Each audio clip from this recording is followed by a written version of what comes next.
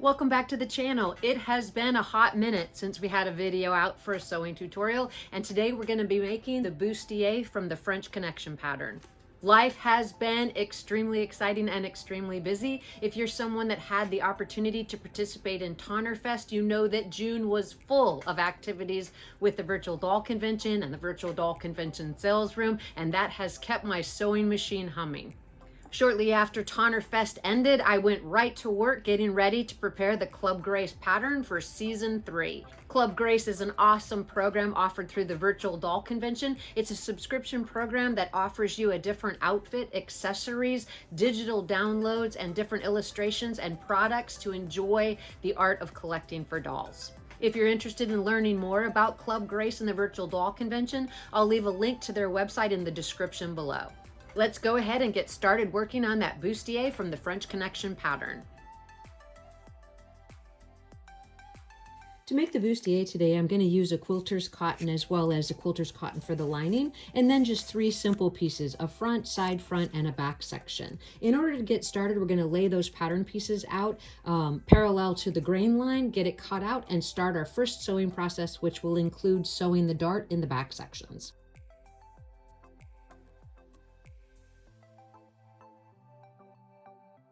Before you remove the pins from your pattern pieces, you do want to take your scissors and do some small clips in towards any curved edges, and that will just make assembling the garment even easier.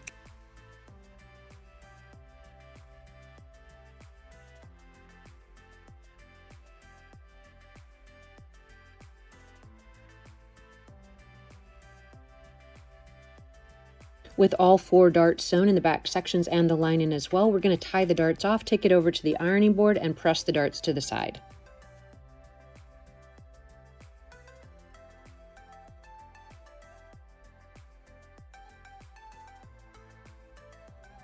With the darts pressed to the side, we'll turn our attention to the front pieces and sew the side front section to the front section of the bodice, both for the lining and the exterior portion of the bustier.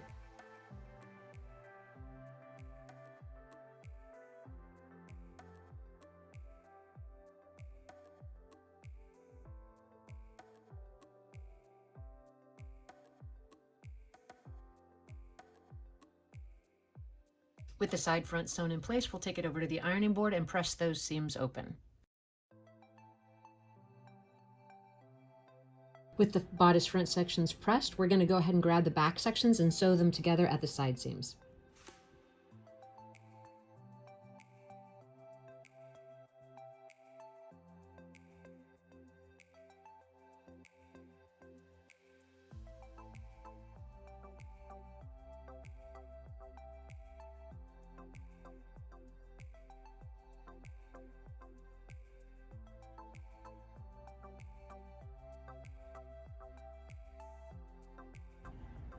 With the side seam sewn, we'll go ahead and press those seams open.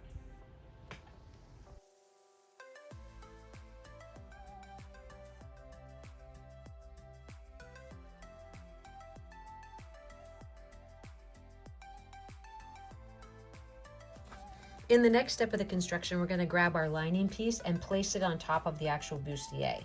We're going to pin it together, matching all of the seams.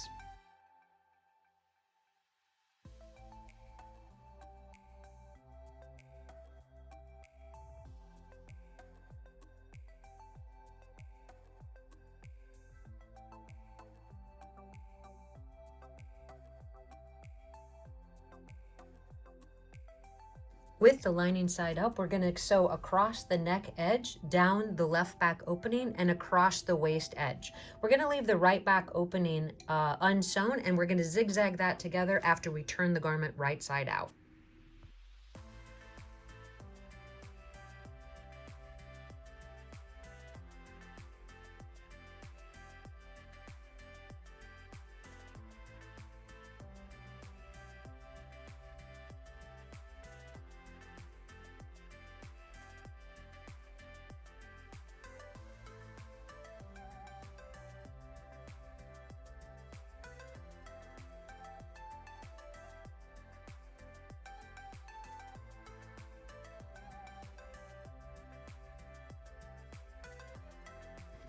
With both sides sewn together, you do want to check both sides before you trim into the seam allowance. You do want to make sure that the point of that stitch is also at the center point of the bodice, and if everything looks to be good, we'll clip in towards the seam allowance, turn it right side out, and give it a press.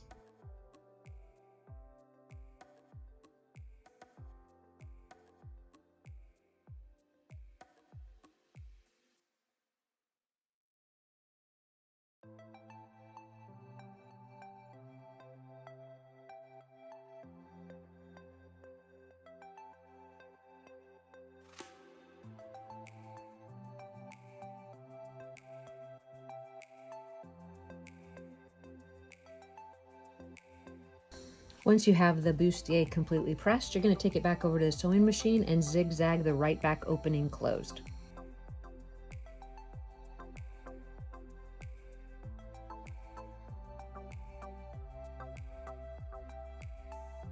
With the back opening finished, we're going to get a quick fit to the doll, mark the placement for the snaps, and our project will be complete.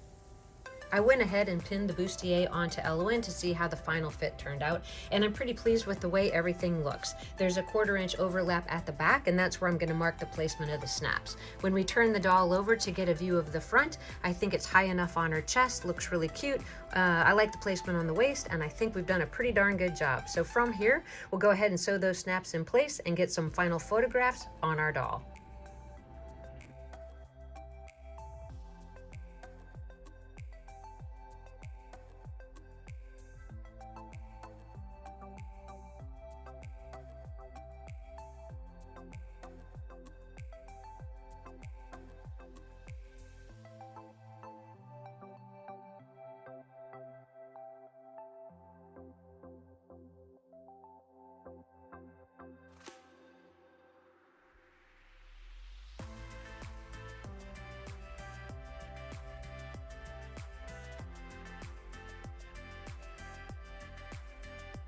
One of the wonderful things about creating so many patterns over the years is I've really had the opportunity to learn and hone my craft as I've gone forward.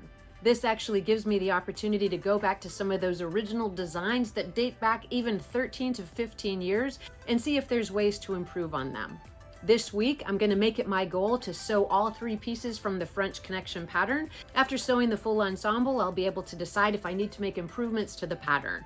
If I do make improvements, those will be available through the website and the digital downloads will be updated. I really appreciate you guys coming along with me. Thank you for your patience in my time of absence. Please list any questions you have in the comment section below. Check out the virtual doll convention, and I'll see you in the next video.